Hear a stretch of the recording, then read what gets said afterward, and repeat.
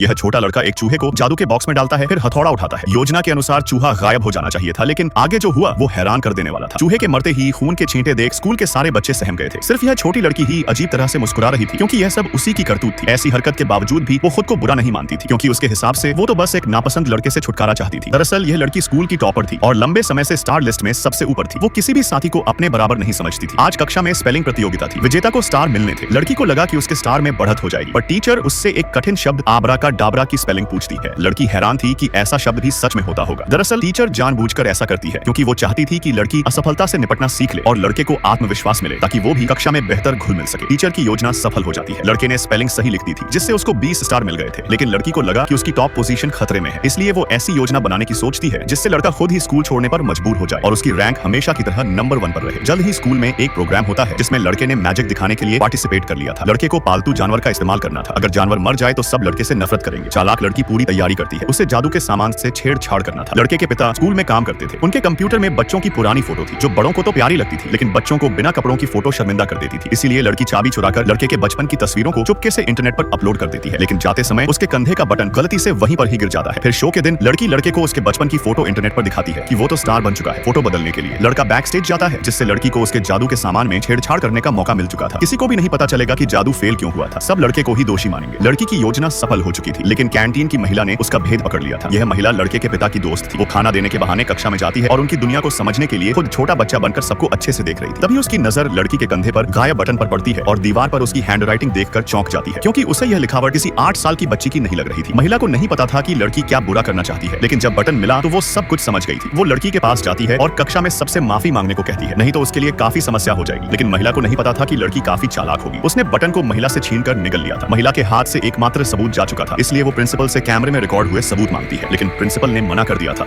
जिससे महिला को कुछ गड़बड़ का एहसास हो जाता है। प्रिंसिपल जाते समय महिला को बाथरूम में मिलने को कहती है, जहां महिला को पता चला कि प्रिंसिपल स्कूल के पैसे चुराकर मजे से उन्हें उड़ाती थी और वापस भी लौटा देती थी। लेकिन एक दिन चालाक लड़की ने उसे ऐसा करता देख लिया था, जिसकी रिकॉर्डिंग बनाकर वो प्रिंसिपल को ब्लैकमेल करने लगी थी, जिस कारण प्रिंसिपल को चालाक लड़की की सारी बातें माननी पड़ जाती है। कैंटीन की महिला यह देखकर हैरान थी कि उस 8 साल लड़की का दिमाग उम्र से कई ज्यादा तेज था। तभी कैंटीन महिला को एक आइडिया आता है, अगर कक्षा के सारे बच्चे लड़के से दोस्ती कर ले तो लड़की पर कोई ध्यान नहीं देगा, जिससे जलन के मारे वो ऐसा गलत कदम उठाएगी कि सबको पता चल जाएगा। अगर टीचर कक्षा में यह बोल दे कि वो मरा हुआ चूहा अभी भी जिंदा है, तो सारे बच्चे लड़के से नफरत करना छोड़ देंगे और उससे दोस्ती कर लेंगे। महिला की यह योजना काम आ जाती है। एक सुंदर झूठ से सब कुछ ठीक हो जाता है। सारे बच्चे खुश थे, जबकि चालाक लड़की नाराज और दुखी थी। बच्चे चूहे के जिंदा होने पर जश्न मना रहे थे। उन्होंने अपने सारे स्टार लड़के को दे दिए थे, जिससे चालाक लड़की गुस्से में पागल हो जाती है, क्योंकि लड़का अब उससे आगे निकल चुका था। इसलिए लड़की उसे स्कूल से निकलवाने के लिए प्रिंसिपल के कपड़ों में पैसे डालती है, ताकि लड़की चोरी के आरोप में प्रिंसिपल पर दबाव डालकर लड़के को स्कूल से बाहर निकलवा सके। लेकिन कैंटीन महिला ने उसकी चाल समझ ली थी।